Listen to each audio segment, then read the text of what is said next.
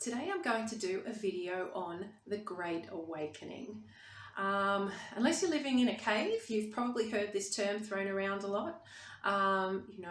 Humanity is awakening during this period. It's something that's been prophesized by many different cultures and many different spiritual and religious teachings for a long time.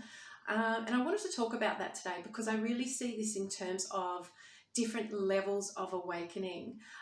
Sometimes we awaken to a level and we think that it's the ultimate truth, but the more that we just keep digging down those rabbit holes, the more we realize that there are just deeper and deeper levels of awakening and of reality. And we just continue to keep expanding into that as we continue to keep following the white rabbit. So I wanted to talk about these 7 layers that I see as the levels of awakening that people typically go through, not necessarily in the order that I'm putting them up, but in a typical kind of flow of what might happen. So this might help people identify to see where they are and perhaps to open up to levels beyond where they currently are as part of this Great Awakening cycle. So the first level really is something's not right.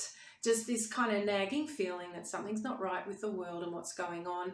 Perhaps you're looking around you and seeing the absurdity of some things, the insanity of some things. I can tell you, just even with this whole COVID situation that's been happening, there are some things out there that just seem quite absurd, and I think that that's actually waking a lot of people up to the fact that there's something going on here more than we know about. So after the something's not right, then we start digging, and the first thing that people typically end up looking at is conspiracy theories. Whether it's flat earth, vaccines, 5G, chemtrails, processed food and GMO, fluoride in the water, a corrupt medical system, a corrupt financial system, whatever it is, we tend to follow these conspiracy theories. And these conspiracy theories all have a really interesting theme to them, which is that there is a victim and a perpetrator. So in all of these conspiracy theories, there's somebody doing something to us. They're putting this into our food stream, into our water, into our air, whatever it is, and we are the perpetrators and we're at a mercy of someone doing something to us. So that tends to be the first rabbit hole that people go down. And then I think you get to a point when you've done enough of this conspiracy theory stuff where you start to actually think about the fact that there's actually some mind control going on here. Not only are they controlling our water and our food and everything, but there's someone that is controlling our mind. Because we start to realize at some level that our mind is really important, and that we create from our mind, and that if someone else is controlling our mind, then we need to be really vigilant about that. So here we might be thinking about things like the media and education, all of these things that actually control our minds, and even looking at those conspiracy theories that are mind controlling as well, like chemtrails and 5G, for example, and fluoride in the water. So now we've still got the victim perpetrator dynamic going on here, but we can see that there's someone controlling our mind.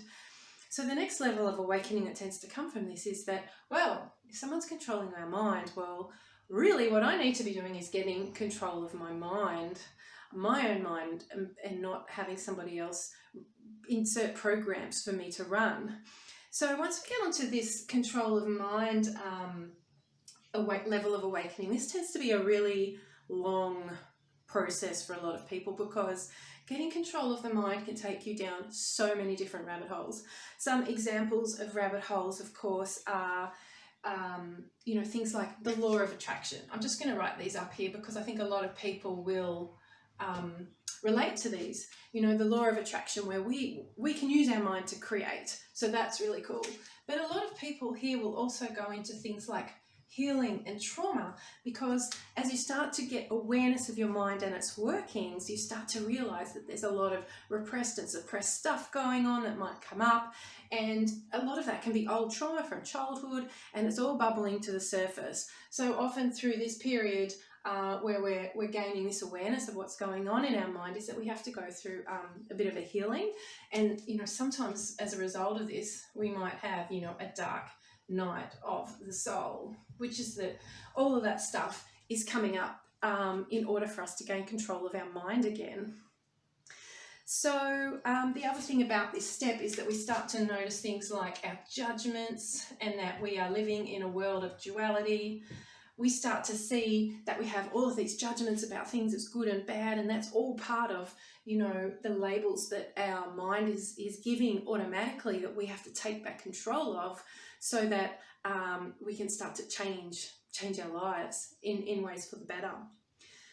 So, as we're working through this level as well, I think what starts to happen for people is we start to get an increase in things like, repetitive numbers and synchronicities and dreams, and, just a strangeness and mysteriousness of the world starts coming out, and, things where you're saying, did that really happen? What's going on? So this, I'm just going to put an asterisk next to this, because I think for a lot of people, we end up just staying there when we're doing the work, the inner work on the spiritual path, to try to find that place where we have some control of our mind.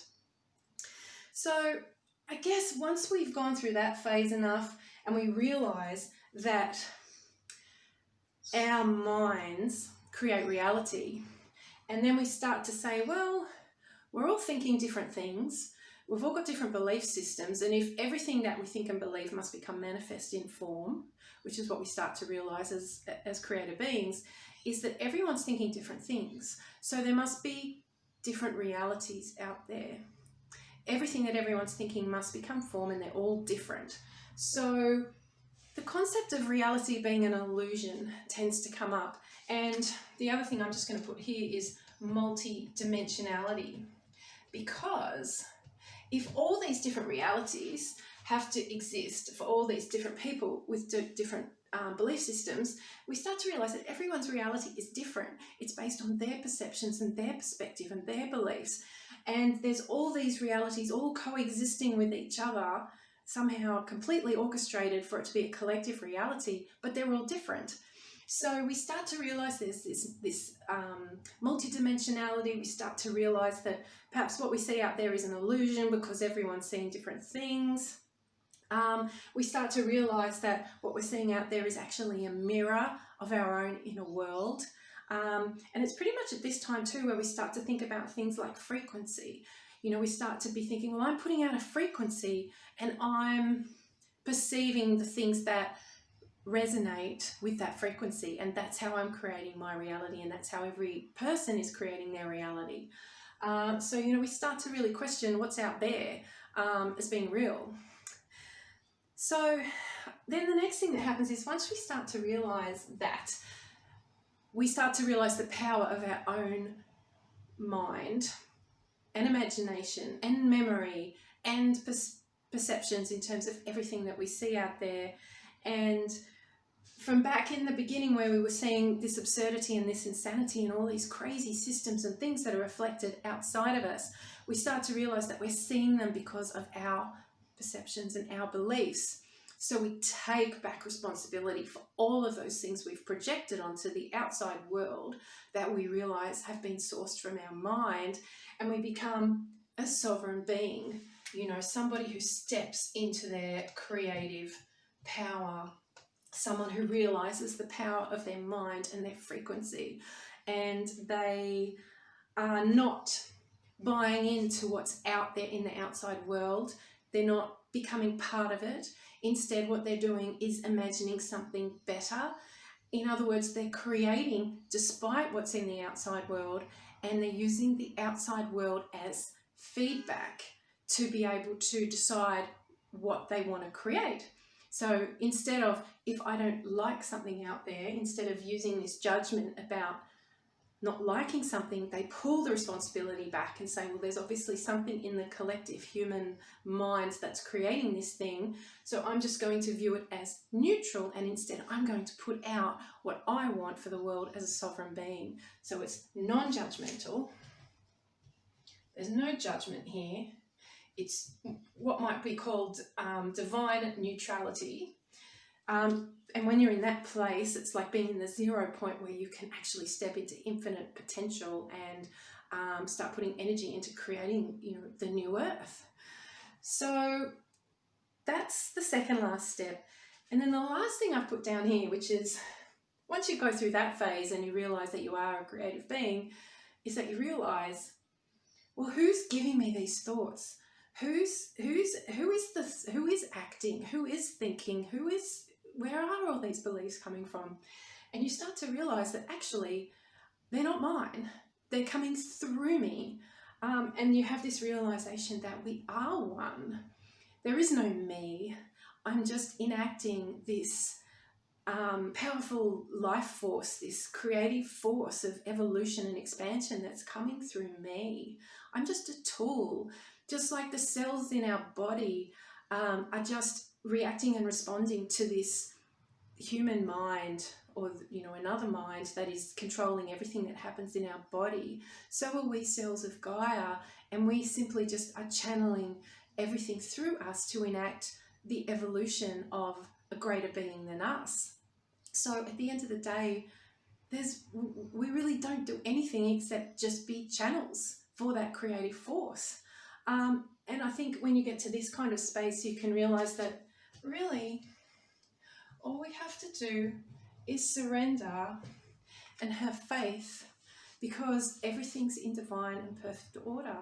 The whole of life is playing out exactly as it should, and we are just simply a part of that. We're not independent, we're not individuals, we are this life force. So I'm sure there are many more levels beyond that.